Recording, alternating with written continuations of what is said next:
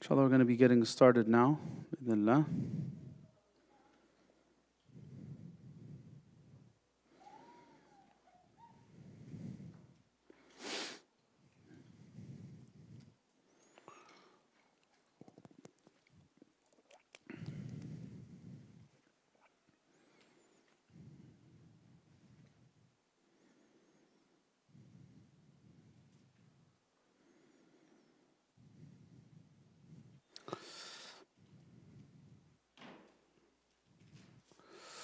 طيب أعوذ بالله من الشيطان الرجيم بسم الله الرحمن الرحيم الحمد لله رب العالمين والصلاة والسلام على سيدنا محمد أشرف الخلق وسيد المرسلين وعلى آله وصحبه أجمعين اللهم لا سهل إلا ما جعلته سهلا وأنت تجعل الحزن إذا شئت سهلا سهلا رب اشرح لي صدري ويسر لي أمري واحلل عقدة من لساني يفقهوا قولي اللهم أخرجنا من ظلمات الوهم إلى نور الفهم وأكرمنا من معرفة العلم وزين أخلاقنا بالحلم يا أرحم الراحمين آمين آمين وآخر دعوانا الحمد لله رب العالمين أما بعد جزاكم الله خير for attending. Welcome Ustaz Haydar. We have a short session now just to quickly review and reflect on the rulings that will prepare us for doing the sacred rites of the Umrah. And ICPC has 2 Umrah trips that are coming up, led by Dar es Salaam. The first one is the Thanksgiving one, which is very soon, within a week or so. And Amo Fikri will be leading that group. And the other one is in December. And it has a combination of Umrah for adults and for youth. And Amo Fikri will also be with us for that one, alhamdulillah. And I'll be honored to join as well for the youth, inshaAllah. And what we're hoping to get out of this session is to not only review the rulings, but to get a good idea about anything to expect in terms of logistics. And that's why Ustaz Haydar is here. After we finish the session, where we go over the Fiqh of Umrah, you can approach him. He'll be addressing everyone who has questions about the logistics of the Umrah trip. And of course, this session is open for everybody, and that's why we're live streaming it, we're making it public. Because this is a time when people are generally going to Umrah, a lot of groups going out there, and we want to make sure that everyone has the opportunity to make sure that they know the rights and responsibilities of visiting the sacred sanctuary. So, inshallah, I'll try to keep this direct and quick, but it's very important that the very first step we take in preparing for Umrah be a very spiritual one. Look, Umrah is a small sample size of Hajj. And about Hajj, we have a surah in the Quran. And if you look at Surah Al-Hajj, it helps develop this very spiritual mindset. The very first verse in Surah Al-Hajj is يَا أَيُّهَا النَّاسُ اتَّقُوا رَبَّكُمْ إِنَّ زَلْزَلَةَ السَّاعَةِ شَيْءٌ عَظِيمٌ. The very first thing Allah wants us to think about when we remember Hajj is a scene from the scenes of the Day of Judgment. Umrah is much smaller size, but a smaller dose of that. That you're feeling a sense of people having full equality before Allah Azza wa Jal as they're performing the manasik, and the crowds of people who are calling upon Allah, hoping in Allah, praying to Allah Azza wa Jal to relieve them of any difficulties they're facing or answer their prayers in their personal life circumstances or the trials of the ummah. All of these things are reminders of the reality of the Day of Judgment. And I would advise you, if you want to become spiritually prepared for being in the sacred sanctuary of Mecca, that you read Surah Al-Hajj. Read Surah Al-Hajj with that mindset. How can this experience that I have remind me of me standing before Allah Azza wa Jal one day? يَوْمَ يَقُومُ النَّاسُ لِرَبِّ الْعَالَمِينَ لِيَوْمٍ عَظِيمٍ يَوْمَ يَقُومُ النَّاسُ لِرَبِّ الْعَالَمِينَ. On that day we'll all stand before Him subhanah. That's one step. Now, part of spiritual preparation for Umrah is for me to also realize the sacredness of this journey. What is the sacredness of Mecca? What is the sacredness of Medina? And there are many virtues for each of these sacred sites that are mentioned in the Quran or mentioned in the Sunnah of the Prophet ﷺ. And again, brothers and sisters, this is the critical part of the journey. Anyone who's done Umrah before will tell you that the process of Umrah is very quick. Yes, it's very blessed and very important, and to seize every second and every minute while you're in a state of Ihram and worship and devotion. But beyond that, the whole trip, whether it's to Medina, and the trips that Dar es Salaam is leading are going to Medina first, or in Mecca, the whole trip is a very sacred trip that I should honor in every single way. And there's no way I could honor it if I don't have a reverence for Mecca and a reverence for Medina. I need to learn about Mecca and Medina in order for me to feel that reverence towards these places. Part of this, and you take it from the example of Sayyidina Umar, radiallahu anhu, when he was Khalifa, there were two men who were speaking loudly in the vicinity of the grave of the Prophet sallallahu alaihi wasallam. They were shouting. So Sayyidina Umar called them over and he said, "Where are you two from?" So they said, "We're from Ta'if." He said, "Had you been from Medina, I would have reprimanded you guys and punished you. Don't you see the grave of the Prophet ﷺ right here?" So this is a big reminder, guys. We're going to the city of the Prophet. The city, its name was changed when he came to it. It was called Yathrib before. After he came to it, it became Al-Madinatul Munawwara, the city of lights. And one of the companions said, when the Prophet ﷺ came to Medina, everything lit from it. And when it was the day that he ﷺ passed away, everything went dark. Right? So it's the city of lights because the Prophet ﷺ is there. So when I am close to the grave of the Prophet ﷺ, I need to remind myself. I need to be very in a state of great reverence. No excessive laughter. No disrespect, no disregard, no arguing. Make sure that you make this as a pillar of this journey. Do not argue. Do not get in any feuds or quarrels. Do not be distracted by dunya whatsoever. As you know, there's a very severe thing. It's mentioned in the context of Hajj, but it also applies to Umrah because this respect is about respect of the holy sites, Mecca and Medina, right? الحج أشهر معلومات فمن فرض فيهن الحج فلا رفث ولا فسوق ولا جدال في الحج. Be very careful. A sin in Mecca or Medina is not like a sin anywhere else. It's multiplied. Arguing in Mecca or Medina is not like arguing anywhere else. It's multiplied. When you do any act of fisq or disobedience, it makes it so much worse because it shows that there's disregard for the space. So a few quotes here, as you see on this slide. In this PowerPoint, I'll share it with Brother Haidar, and he could share it with the groups, inshallah. One of the things that tells us about the virtue of Mecca, the Prophet ﷺ tells us this as he was leaving Mecca. He says, "By Allah, you're the best land of Allah, and the dearest of the land of Allah to me. By Allah, had I not been expelled from you, I would have never left." Shows how much the Prophet ﷺ loved Mecca and how special Mecca was. So we're going to a place where the Prophet loves. And we're going to a place that Allah took an oath by. As the Quran says, "La uqsimu bihadha al-balad, wa anta hillun bihadha al-balad." You are free of restriction in this city. What is this city? Mecca. It's referring to the sacred sanctuary. Allah took an oath by Mecca. La uqsimu, if you read it in Arabic, it means I don't take an oath, right? But in actuality, Allah is taking an oath. This la is for emphasis, as they say. This is not a la of negation. It's a la of emphasis. So Allah is taking an oath by Mecca. Allah is telling us about this. It's like it's a special dimension, by the way. If anyone is going for the first time, you will see this. It's like a special dimension. People become different in that space. Most people, not everyone. Most people become very different.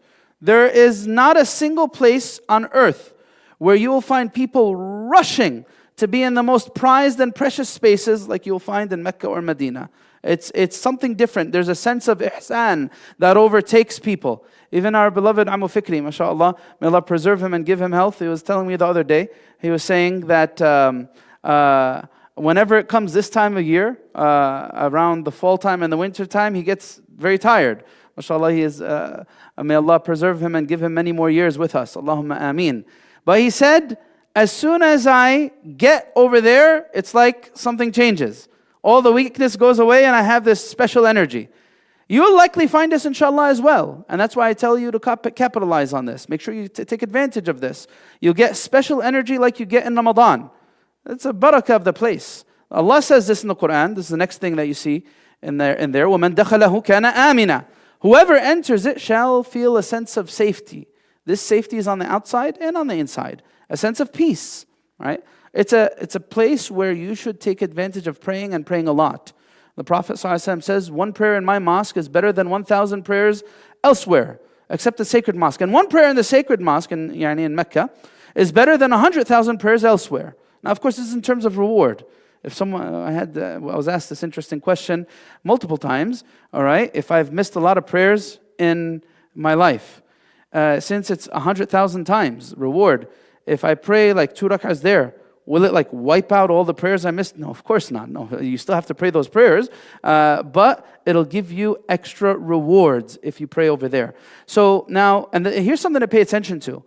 Is there any time that's prohibited to pray while you're in Mecca?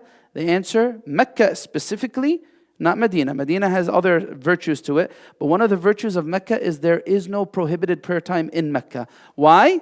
There's a hadith, the Prophet ﷺ, that says, يا بني عبد مناف لا تمنعوا أحدا طاف بالبيت أو صلى فيه في أي ساعة من نهار. O Banu Abdul Manaf, don't deny anyone to pray or make tawaf in this sacred site at any hour of the day. So there is no prohibited prayer time. Not after sunrise, not after Fajr, not after Asr. It is all allowable time to pray while you're in the sacred site of Mecca. Right? So this is some of the virtues of Mecca. What are some of the virtues of Medina? I already mentioned the first one to you, where Sayyidina Umar reprimanded those 2 people from Ta'if. The other virtue of Medina stems from the greatness of the Ansar. The Ansar of Medina, of course, their progeny is still known till today. The Ansar of Medina, and even all the other tribes, even of Mecca, they preserve their ansab and they know their progeny, right? So the Prophet ﷺ loved the Ansar. He made dua for them. Allahumma arham al-Ansar, warham abna al-Ansar, wa abna al-Ansar. Oh Allah, have mercy on the Ansar and the children of the Ansar and the grandchildren of the Ansar. And another hadith, the Prophet ﷺ says, Al-Ansar, لا يحبهم إلا مؤمن ولا يبغضهم إلا منافق. The Ansar, the one who loves them, is a believer. The one who despises them is a munafiq. You will find something special about both sacred sites. And many people tell you this. Medina has this sense of jamal, this sense of peace to it. Mecca has this sense of jalal. There's this sense of awe and reverence. It's a lot more activity and challenge and difficulty over there in Mecca. So you will find that the peace will overcome you in Medina different than it'll overcome you in Mecca. Both of them are blessed in their own right. But there's a certain sense of jalal. Jalal is majesty. Even when you come to the Kaaba, seeing the Kaaba for the first time, it's a very special thing. In fact, it's one of the times when your prayers are answered. You should take in the moment and make it very special. When your eyes get the whole view of the Kaaba, you should take it all in, and at that moment you should make a lot of dua. There's some ma'thur du'as, and part of the package I would expect is going to be a lot of recommended prayers that you should be saying at all different junctures. Du'as that you should be saying when you're entering Mecca, when you're seeing the Kaaba for the first time, when you're entering a state of Ihram, when you finish the sunnahs of Ihram, and all of these things that are detailed. There's so many, and while you're doing Tawaf, when you're by Rukn al-Yamani, when you are aligned with Al-Hajar al-Aswad, and so on and so forth. A lot of virtuous things that have different adhkar relating to them. There's another hadith that tells us, indeed, faith returns to Medina as a snake returns to its pit. إِنَّ الْإِيمَانَ لَا يَأْرِزُ إِلَى الْمَدِينَةِ كَمَا تَأْرِزُ الْحَيَّةُ إِلَى جُحْرِهَا. Right? So this is another virtue of Medina. Now, pay attention to this. There's another hadith that's a very important one to take in. الْحُجَّاجُ وَالْعُمَّارُ, people performing Hajj and the people performing Umrah are the guests of Allah. He invited them and they answered His call. So you're making this journey not because you have X amount of dollars. Many people have a lot of money, but they never make Hajj or Umrah throughout their lifetime. Many people are at a financial disadvantage, and Allah facilitates for them ways to make Umrah and Hajj as well. When a person makes Umrah or a person makes Hajj, they should allow it to register in their mind, I'm being invited by Allah. I would have not been blessed to take these steps had Allah not wanted me to visit the sacred site. So as someone who's being invited, I'm a guest of Allah. And I'm going with the intention of answering the call of Allah. That's why when I get into a state of ihram, what am I supposed to be saying? Labbaik Allahumma labbaik. Oh Allah, here I am, your servant, coming to answer your call.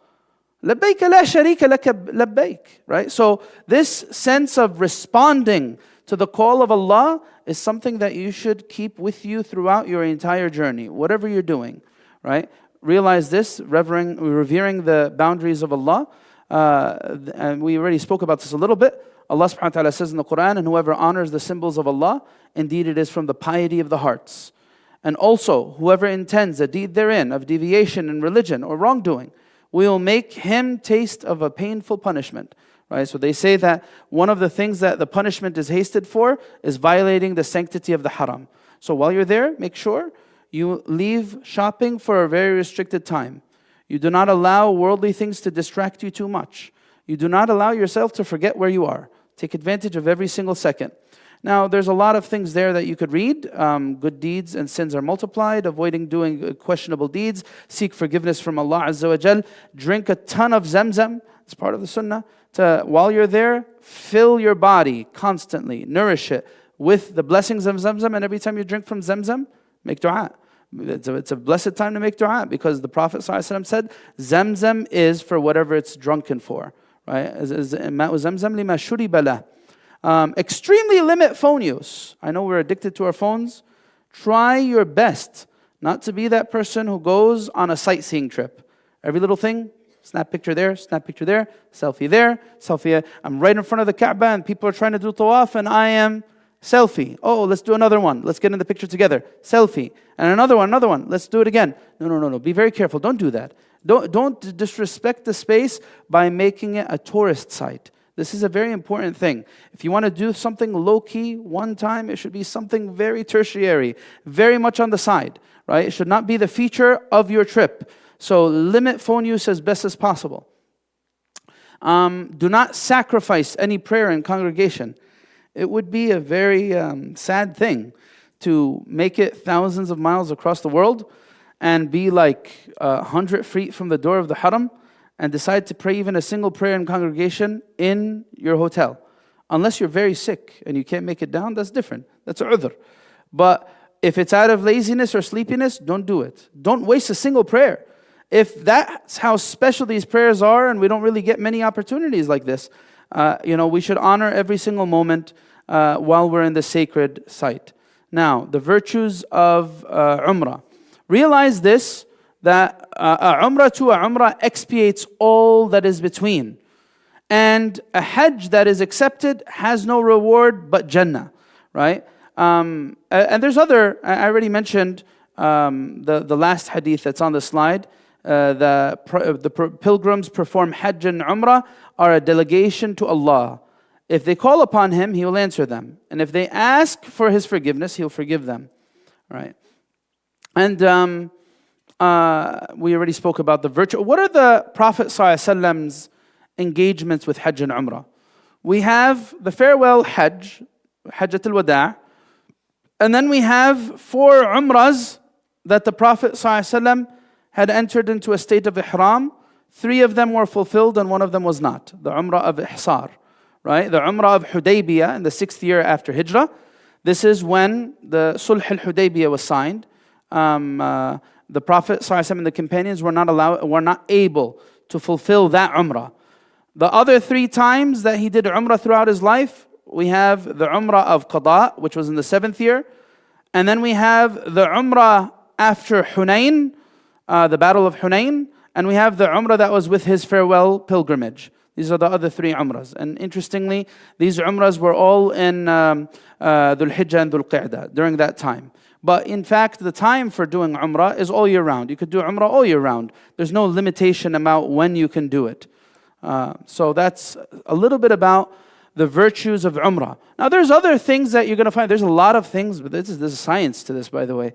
There's so much, and you're going to have opportunities while you're in Medina to get exposed to some of the historical knowledge that we need to observe reverence to the different things in Medina, right? Even the Rawdah, there's a science to it. There's different names for each of the pillars. Stuwanat al-Tawbah, Stuwanat al-Sarir, right? These each have a name behind them as to why they were named that.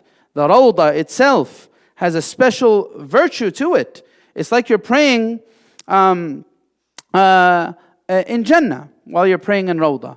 That's the Prophet ﷺ says this, مَا بَيْنَ بَيْتِي وَمِنْبَرِي رَوْضَةٌ مِّن رِيَاضِ الْجَنَّةِ. Right? Between my mimbar and my home, you will find one of the gardens of Jannah. And that's why we have the Rawdah and all of its virtues. And praying in these different spots in the Rawdah, each one of them has a different special virtue to them. Sending salam to the Prophet ﷺ has a special virtue to it. Visiting Al-Baqi' and the companions that are buried in Al-Baqi' has a special virtue to it. Right? All of these things, praying in Hijr Ismail is like you're praying inside the Kaaba, also has a special virtue to it. This trip is virtue upon virtue upon virtue, spiritual experience upon spiritual experience that you'll have on this Umrah trip, inshaAllah ta'ala. Now, part of the virtues that come with visiting the Prophet ﷺ is realizing this. When you send salam to the Prophet, the authentic hadith tells us he responds. So you should feel that. The whole idea here is getting yourself to feel these things spiritually. That when I'm sending salam to the Prophet, he's responding back to me. Whenever someone greets me, Allah returns the soul to my body, and I return his greeting. Right? So this is another virtue. Now, there's other hadith that show the virtues of different things, like the virtue of the black stone. The hadith says, I saw Umar ibn al-Khattab kissing the black stone, and he then said, had I not seen the Prophet ﷺ kiss it, I would not have kissed it. Now, of course, 9 out of 10 people, or even probably a higher percentage, will not get the chance to kiss the black stone, and that's fine. Even if, and we learned this from the fiqh and the sunnah, that even if I cannot get towards the black stone, each time I'm passing by in my tawaf, I gesture towards it out of regard and respect. And Allah Azza wa Jalla will bridge the gap from not being able to physically touch it. Bi-idhnillahi ta'ala. Now, in this slide, this just gives you, and again, you could read this slowly at your own pace. It gives you a visualization of the space you're going to. This is especially important if you're going for the first time. So this is from far away. You see towards the left of the image, it shows you where the Safa and Marwa is. It shows you that there are different gates to entering towards the Kaaba. There's the Umrah gate, there's the Fath gate, there's the Abdul Aziz gate, King Fahd gate. And you will find that the black stone is the pillar, and it's going to be clear in the next image, that is the corner of the Kaaba that is pointing towards As-Safa, the direction of As-Safa. Right? And the Rukn al-Yamani is the one that is closer to the gate that comes from the King Abdul Aziz gate. Right? Let's look at another visualization. There's another side of it. You see right there that golden door. This is what they refer to as Al-Multazam, and that is one of the places where prayers are answered. And we're going to explain that after you finish your tawaf and after you pray sunnat al-tawaf, if someone's able to drink zamzam and then go towards al-multazam, then this is the greatest virtue. If not, then even from a distance, if you can't get to the actual door, it is a place where prayers and dua is answered. So you see the golden door, we call it al-multazam. You see the direction pointing towards the Safa. You see where the black stone is. You see that arch over there. That is what we call Hijr Ismail. And then each one of the corners of the Kaaba points towards a direction.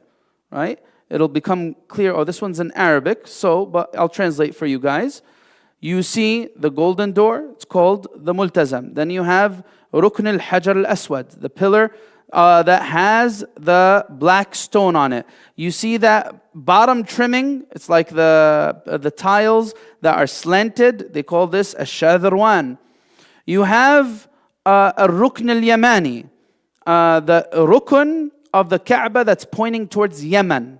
And then you have a rukn al-shami, the pillar of the Kaaba that's pointing towards Sham, Greater Syria. And then you have a rukn al-Iraqi. So the Iraqi and the Shami are the two sides of the Hijr, the arch. So the rukn al-Iraqi points towards the Iraq. And then you see that golden structure there. That is what they refer to as Maqam Ibrahim. Maqam Ibrahim. There they say, and actually this is pushed out. You're going to find that it's pushed far out. It's not in its historical site. It used to be much closer to the Kaaba, right? This is where Sayyidina Ibrahim alayhi salam stood as he was erecting the structure of the Kaaba. But they pushed it out. Why did they push it out? Why? So that it make it easier for Tawaf, right? Because it's in the way of Tawaf, so they pushed it out a little bit, right? So it's not in its historical site. And knowing where Maqam Ibrahim is important, why? We're going to learn. Because after you finish your Tawaf, it is sunnah and encouraged and recommended for you to pray 2 rak'ahs behind the area, and you'll find they'll have a designated area where you'll see people praying behind where this gold structure is. It is to pray the sunnah of Tawaf, 2 rak'ahs, normal rak'ahs, that you pray after finishing your Tawaf. Now this is the end of the visualization of the Kaaba. Again, those are the 4 pillars pointing towards it. The most virtuous of these pillars are a rukn al-yamani, the pillar that's pointing towards Yemen. There's a special virtue when you are passing in your Tawaf between it and rukn al-hajar al-aswad, the pillar that has the black stone in it. And they're both on the same side. They're both on the same side in terms of your Tawaf. You pass by rukn al-yamani first, and then you get towards al-hajar al-aswad. Or I guess depends on where you're coming in from. So now let's go into the actual, bismillah, the process of Tawaf. Now first off, the process of Umrah. Is it required to do Umrah or not? The answer, there's a difference of opinion about this among the scholars. The Shafi'i school says it's required. The majority say it's a recommended act, right? So there's a difference of opinion about whether Umrah is required or not. And we're not going to get into the details of the evidences because we have a very short amount of time. Now, the overview. What are the pillars of this Umrah that you're going to do? We have one which we call Ihram. What is Ihram? Is it the clothing that the men wear? No, that's not Ihram. Ihram is the intention to doing Hajj or Umrah. That's what Ihram refers to. It's a state that you enter while guys, because the ones who change their clothing are the guys. The sisters do not need to change their attire in any way. The guys wear certain specific clothing that meets a certain criteria. Ihram is the intention, right? So Ihram and Talbiyah, that's one thing that we're going to discuss. The next thing, and this is in the steps in order, when you get there, you will do Tawaf. And after this Tawaf, you will do Sa'i. And after this Sa'i, you will either shave or trim. Shave as an option for guys, trimming as an option for brothers or brothers and sisters, as an option for brothers and as what the sisters would do. So these are the 4 things. It's a very simple process. Now, the interesting thing here is the Dar es Salaam trips go to Medina first. And this makes it a little easier because we have something that we're going to discuss right now called the mawaqit, the miqat, miqat makani. We're talking about the locations where you need to get into your ihram clothing. If you were on a Umrah trip that was going to Jeddah, Mecca first before Medina, then the requirement would be for you to be in a state of ihram before the airplane reaches a certain place which aligns with the miqat. Well, we're coming from the west. You see this number 5, it says Rabigh, Juhfa. Before the airplane would align with that as it's going to Jeddah, you would need to be in a state of Ihram. That's why it's a little bit more complicated if you're going to Mecca first, because it makes the process so much faster. You don't get a chance to rest, right? You need to be in a state of Ihram, and you need to be ready to go from Jeddah to Mecca, and you're going to be in Ihram throughout as you're doing the whole process. Going to Medina first means you don't even need to worry about this. Do you need to enter your Ihram clothing while you're on the way to Medina? Answer, no, you don't. You're going to be able to go to Medina, rest for a few days, and then you're going to be doing your Ihram before you reach this location that's called Dhul Hulayfa, Abyar Ali. This is also referred to as Miqatu Rasulillahi sallallahu alayhi wasallam, the location of Ihram where the Prophet did his Ihram from. And that's for the people coming from north of Mecca, like in Medina, right? From the people coming from west towards Mecca, their Ihram would be before Rabigh. From the people coming from Yemen, from the south, it would be before this place called number 4, Yalamlam. For the people coming from the east of Mecca, it would be before they get to this area called Qarn al-Manazil. If it's coming from Iraq, it would be before they get to this area called Dhatu Irq. So these are the locations. What do we call this zone? This is what we call the Haram zone. When we say Haram, the word Haram, it refers to different things. It could refer to the Kaaba itself and the Masjid. It could refer to the entire city of Mecca, or it could refer to the entire area where these mawaqit are. We call all of this Haram, right? So this is something that you can rest assured of. You're not going to need to worry about doing Ihram on your journey. You will do that when you're going from Medina to Mecca, inshallah. What happens if someone breaches this? Inshallah, this will not happen. But if for the people going to Mecca first, going to Jeddah, if someone was to breach the Haram zone with the intention of Umrah or Hajj, and they don't have Ihram, then in this case, they would have to make a blood compensation for this according to the historical opinions. And I know that there's other opinions, modern opinions that are out there now. But this is the general idea. You're going to be making your Ihram for your first Umrah from Dhul Hulayfa. Can you do a second Umrah during your trip? The opinion that we give is, of course, you can. According to the historical opinions of fiqh, you can make a second Umrah while you're there. But then what would you do with your Ihram? You would go to a very close nearby area that's called Adna al-Hill. Adna al-Hill, the closest point outside of the Haram zone. It's an area called Tan'im. There is this masjid called Masjid al-Sayyidah Aisha. And they actually demarcate in this masjid. The front part of the masjid is in the Haram zone. The back part of the masjid is outside of the Haram zone. And they even have showers there and everything in the Masjid al-Sayyidah Aisha for those who want to prepare themselves for a second Umrah actually in the masjid. Right? You don't have to use the showers there, but they have it there, the facilities to make it easy for people. And for people who want to enter into Ihram for a second time, pay attention to this. You should not cross into before you make the intention of your second Umrah. That's why you'll find people making the intention for second Umrah. They'll pray in the back of this masjid.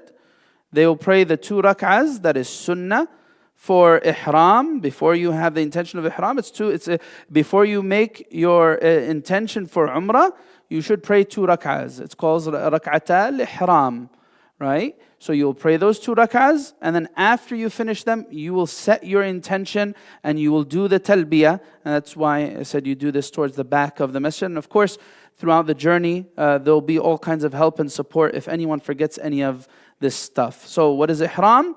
It is the intention of entering into the rituals of Umrah. It's a state that you enter. It is not the clothing one wears. Although the clothing is a requirement when entering into a state of ihram for men, not for women. All right, sunnahs of ihram. Trimming the mustache. These are applying for men. Trimming the mustache. Combing the hair. That would be for both. Shaving the armpits and the pubic hairs. Performing ghusl before ihram. Essentially a full body wash with the intention of ghusl. Wiping the body with scent, and of course this is just for the men as well, with scent of musk, not your ihram clothing. Don't put the scent of the musk on your ihram clothing, because your ihram clothing may be something you take off and put back on. And you should not have the scents on that, right? So you should have it on your body, and then that should be fine and sufficient. While you're in a state of ihram, after you make ihram, you should avoid scents at all costs. You should avoid that, whether it's the scents from your deodorant or from your cologne or from soap or whatever it is, you should avoid this. And I know that there's some modern opinions that make some of these things a little bit easier, but if you're going for Umrah a few times in your life, you might as well be precautious a little bit for your deen. So just be precautious in avoiding that. Wearing the Umrah slippers, you're not going to be, as guys, you would not be wearing your normal shoes or your normal slippers. There are special slippers that are while you're in the state of Umrah, because they don't have stitchings in them, right? You should be avoiding anything that has stitchings in them. Can you wear a hat while you're in a state of ihram, a normal hat? The answer is no, you should not do that. Can you wear a shirt underneath your ihram? No, you should not do that. So it should only be the towels that you have that you should be wearing in terms of the clothing that's on your body, plus the slippers that you have. And this is only for the very short time that you're in a state of ihram. Now, even now, the journey from Medina to Mecca is much quicker. Before, you would take a few hours to get from Medina to Mecca. And so you would be in your ihram for a prolonged state. Now you would expect just to be for a very short time. So a few hours to get there and then a few hours to finish everything if there's some congestion and so on and so forth. But now, very short time period that you will be in your ihram to do the umrah, and then after that, you're free from these restrictions. Right? So announcing the intention with talbiyah, labbaik Allahumma umrah. Here I am, O Allah, intending umrah. If it is behalf of another, if you're doing umrah on behalf of someone else, labbaik Allahumma umrah an fulan. Right? You could do that. Your first umrah for yourself, a second umrah for someone who passed away, a family member, someone dear to you. You can do that. All right, and then you do the talbiyah, labbaik Allahumma labbaik, labbaik la sharika lak labbaik. All right, so now then these are details. Who can you do ihram? Who can you do umrah on behalf of? It's either a deceased person or someone with a permanent sickness with no hope of recovery, and they can't do umrah on their own. Right, so that's who you would be doing umrah on behalf of someone if you were to do it. These are just some wordings that you can memorize later on.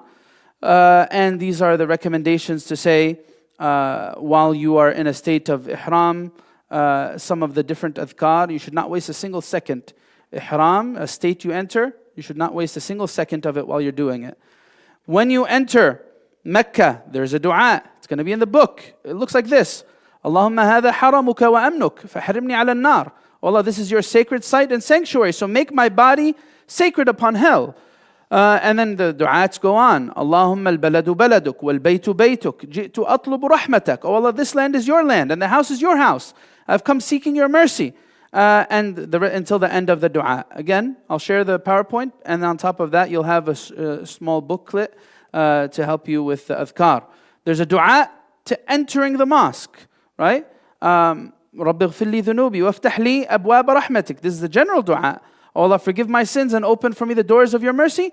اللهم هذا حرمك وموضع أمنك فحرم لحمي وبشري ودمي ومخي وعظامي على النار. These are all recommended things to say. When you see the Kaaba, you say this following dua. اللهم زد هذا البيت تشريفا وتعظيما وتكريما ومهابة. Oh Allah, increase this house in honor, greatness and reverence. Oh Allah, increase all those who honor it. Among those who have done Hajj and Umrah, honor, greatness, reverence, and benevolence. It's a beautiful dua. Again, you're going to say so much dua on this trip and so much dhikr on this trip, it's going to cleanse your heart, inshaAllah ta'ala. May Allah Azza wa Jal make it a purifying source for every person who goes. Allahumma ameen. Then there's the beginning of Tawaf. Where does Tawaf start? Tawaf starts when you align with the black stone. Not before it, not after it. Right? When you align with the black stone, that's when your first round of going around the Kaaba starts. And it's a clearly demarcated area, and you will know where it is. And from there, while you're in Tawaf, you should be in a state of tahara.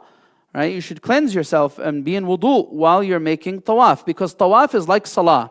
The only difference is you can't talk in Salah, and you could talk in Tawaf, but you should try to make your talking in Tawaf explicitly linked with dhikr and remembrance of Allah Azza wa Jal. So you will start the rounds from where you align with the black stone, and you will start counting 1, 2, 3 until you get to a total of 7.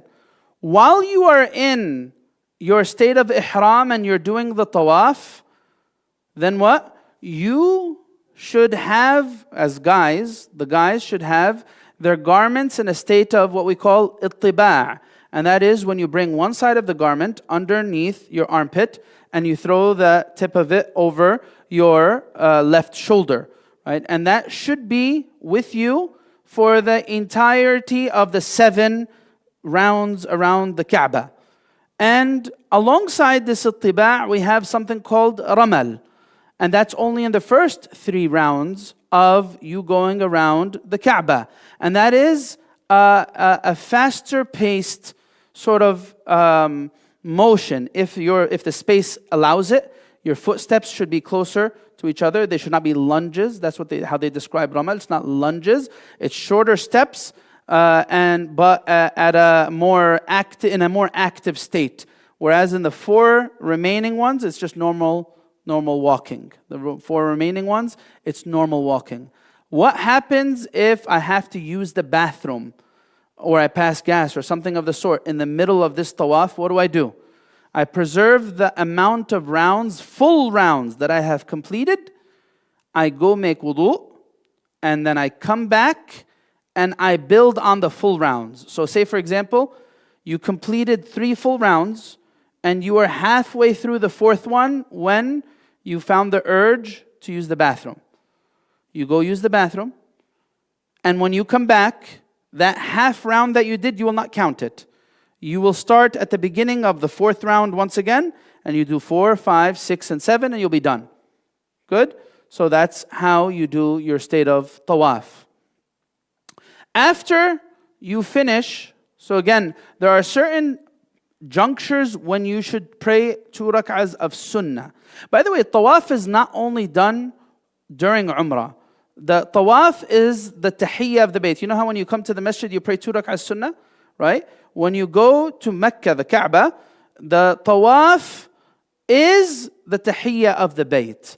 But if it's too crowded, or if it's too difficult, or if you're not able to get into the sahn, and you would have to make a very far walk, then can you just pray 2 rak'ahs instead of the tawaf? The answer is yes. Anyway, what are the junctures where you would pray 2 rak'ahs? You pray 2 rak'ahs when you're right before you make your ihram. And then you're going to pray another 2 rak'ahs right after you finish your tawaf. Where? Where do we say you pray the 2 rak'ahs?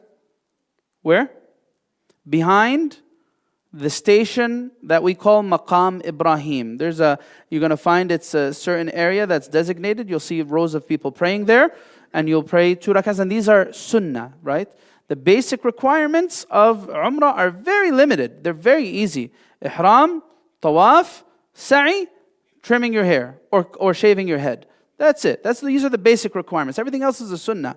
So after you finish your tawaf, you will pray your 2 rak'ahs, you will go to the area where there's Zamzam and you will fill your belly from Zamzam and drink a lot of Zamzam. If you have the capacity, you will go back to Al-Multazam and you make dua there. And then after that, you will go to the area where they do the rounds of a sa'i between Safa and Marwa. And when you go there, let's see, so it actually lists all of the sunnahs here. So the 2 rak'ahs of sunnah of tawaf behind the station of Ibrahim, making the dua at Multazam and then going to Zamzam after that. Now again, we have touching and kissing the black stone if possible. If not, pointing towards it in every round. This is something I forgot to mention. If you can't get towards the Kaaba, and you'll see everyone doing this, in the beginning of each round, I will just point towards it and then continue on with my next round. Touching the Yemeni pillar, not kissing it, it's not sunnah to kiss it, touching it if possible, and saying a certain dhikr that's there, and then doing the 2 rak'ahs of sunnah of tawaf behind the station of Ibrahim, making the dua at the Multazam, then going towards the area where Zamzam is, drinking from it in full, and then continuing on into sa'i after that. This just mentions some of the virtues of the black stone, and some of the adhkar during tawaf that you can say. And it tells you a little bit more about the Multazam there, some historical stuff. Then we have the sa'i between As-Safa and Al-Marwa. When you go into this space, where will you go to first? When do you start counting your rounds?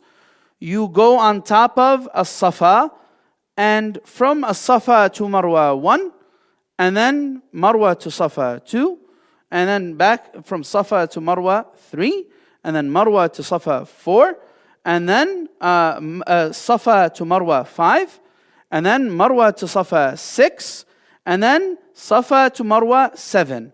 So you will start your rounds on Safa, and you will end them on Marwa, right? This is how it is. And you'll find that there is a certain zone in sa'i that has this green light by it. And this is the area in sa'i where you should be running at full capacity for men, not for women.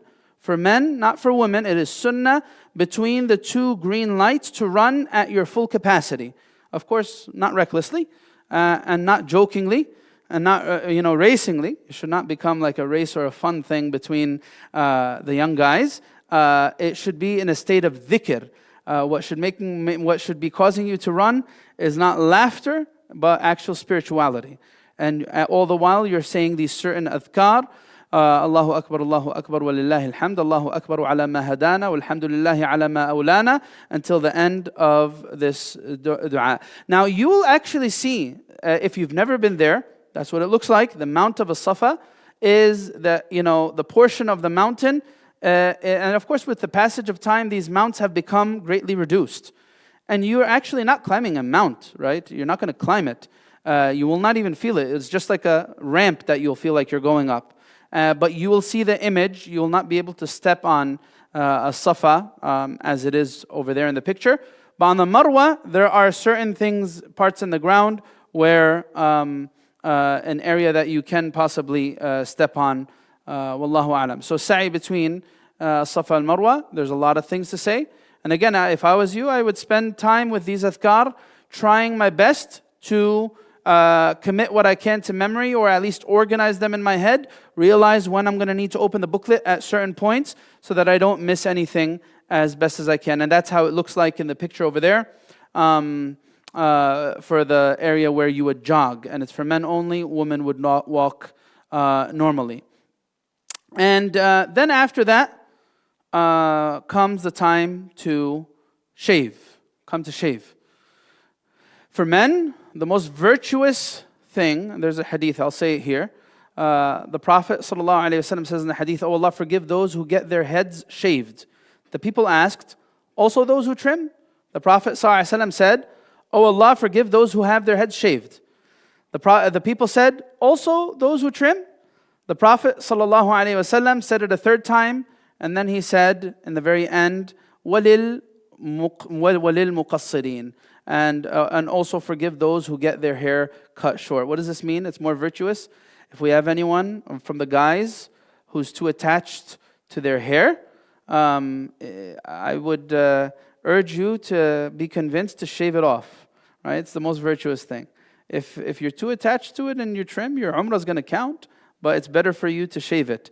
Now, the sisters don't need to worry about shaving, of course, but cutting a portion of it is also required for sisters as well. Now, here, there's something to pay attention to, and this is the last thing that we have here. Or actually, second to last thing. Your last act. What should your last act be while you are in Mecca? There's a difference of opinion about this. Some scholars say that this tawaf of wada', of the farewell tawaf, is required. You cannot leave Mecca without making your last act there, tawaf. Some others, they say that this is recommended, but the opinion I follow is that this farewell tawaf is required, right? And that's the Shafi'i school. So this is after you prepare all your luggage and you're about to get into the buses or whatever else they're going to get into to go to the airport. You will do tawaf as a farewell to Mecca, and you will say a certain dua. اللهم ارزقني العود بعد العود المرة بعد المرة إلى بيتك الحرام واجعلني من المقبولين عندك يا ذا الجلال والإكرام اللهم لا تجعله آخر العهد من بيتك الحرام يا أرحم الراحمين. Right, it's a special dua to say that, oh Allah, don't make this the last time I'm visiting this very blessed place, and let me come back time and time again to it. Now, look, the last thing that I'm going to tell you is there's a long list of things that you should avoid while you're in a state of ihram. Now, there's more of this for men than there is for women, mainly the clothing. The clothing, there's restrictions, as we said, on the men's clothing. We already addressed it. Fragrance, that's already a prohibition for women, but it's also then a prohibition for men as well. Of course, marital relations between husband and wife, even if we have a husband and wife going, even those things that are the precursors for intimacy between husband and wife should be avoided while you're in a state of ihram.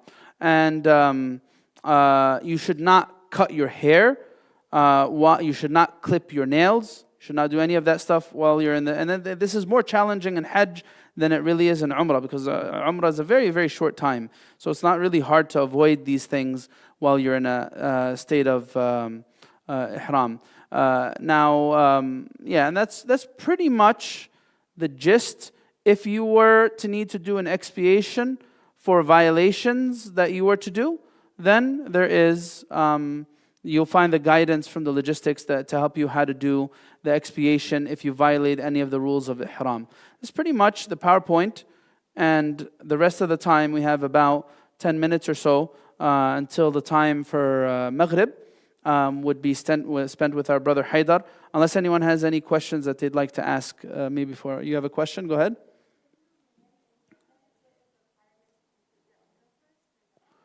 Yes. You should be in a state of ihram if you're landing in Jeddah when you get there. So when you land in Jeddah, now you can of course go through the normal, you're going to be in ihram until you finish. You'll do it while you're in a state of ihram.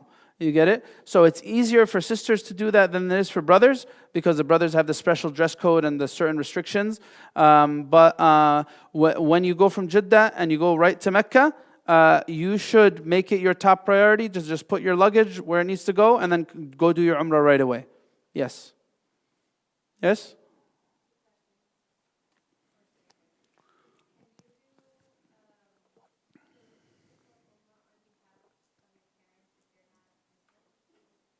Jazakallah khair. Can you do your Umrah on behalf of your parents if they're not Muslim? The answer is no. You would only do Umrah on behalf of someone who's either deceased or someone who is physically incapacitated and cannot do it on their own, and there's someone who is expected to do it. Someone who's not Muslim is not expected to do Umrah until they become Muslim. So that's why you would not do it on behalf. But while you're doing Umrah, you can make dua for them that Allah opens their heart to Islam.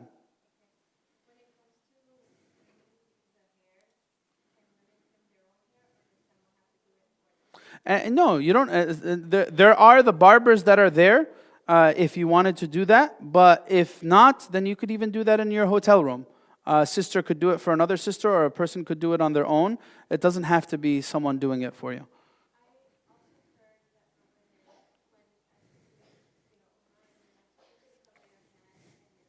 Yes.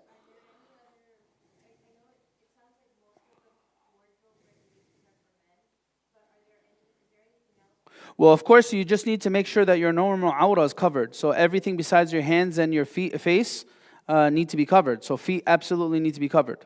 Yeah.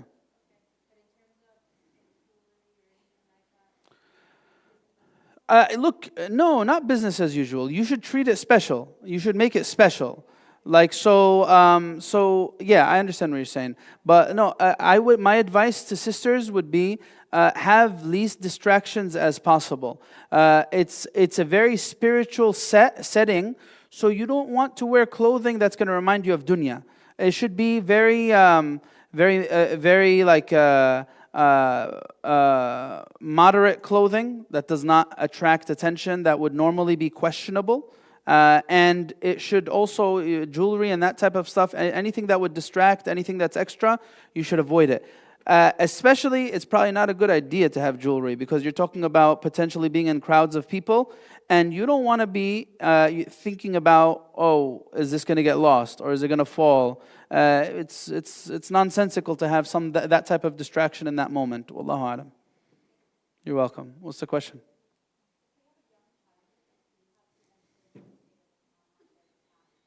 No, the child's not required to do umrah. Yani, but you can try to expose that. Like if the child, how young is the child? Like 1 or 2? No. In that case, you can have the intention of ihram on their behalf, and you could try them to get to do it as best as they can. And inshallah, Allah will give them the blessings of it. Yes, inshallah. Any other questions? Go ahead.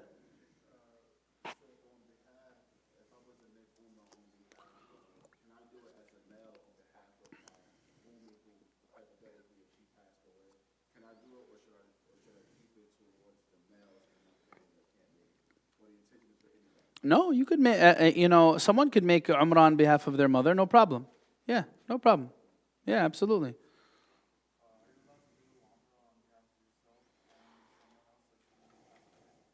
So when you do it on behalf of someone else, it doesn't mean that you're not going to get any rewards. It's like an act of benevolence from you towards them. So you doing it is a given.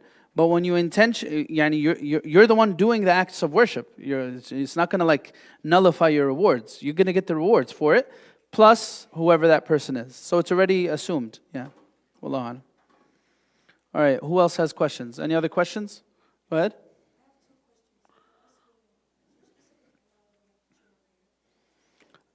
No, there's no specific amount. Yeah.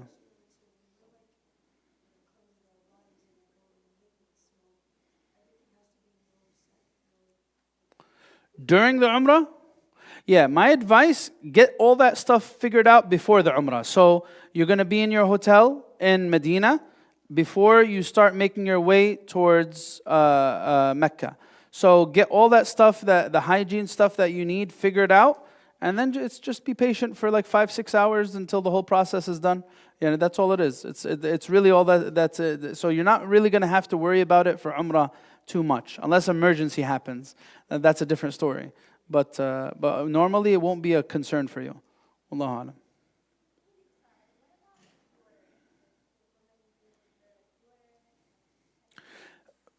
alam. If you're talking about before ihram or after ihram? Do it before ihram. That's all you got to do. Just like guys would do it. Put the cologne and the deodorant and whatever you're going to put, or the musk or whatever you're going to put before the ihram, and you're fine, right? Put it on your body, right? The deodorant, you're going to put it on your body, and then enter into the state of ihram. And inshallah, in those 5-6 hours or whatever it is, until it gets done, you won't need to put the deodorant again. Just wait till after the 5-6 hours, right? Any other questions? Go ahead in the back.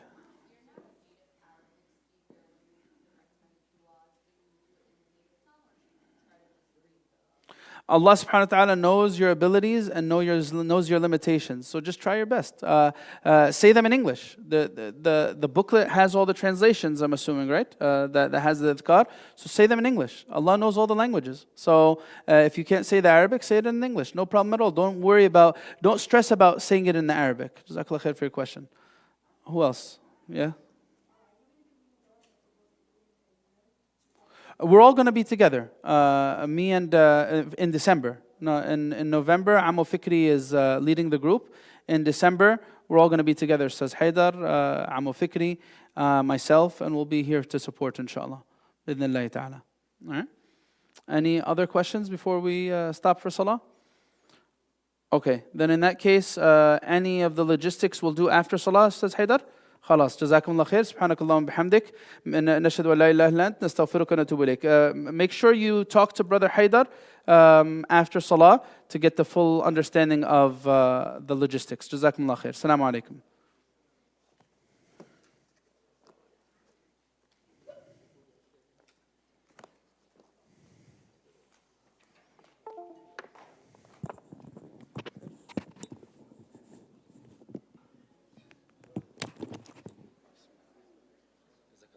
وإياكم إن شاء الله. الدعاء اللي بدأت بيه رهيب. أنا عايز أحفظ الدعاء ده النهارده. الله يعزك. الدعاء اللي أنت بدأت بيه أنا للأسف ما كنت مش. الله يبارك فيك. لازم إن شاء الله النهارده أتعلم. الثاني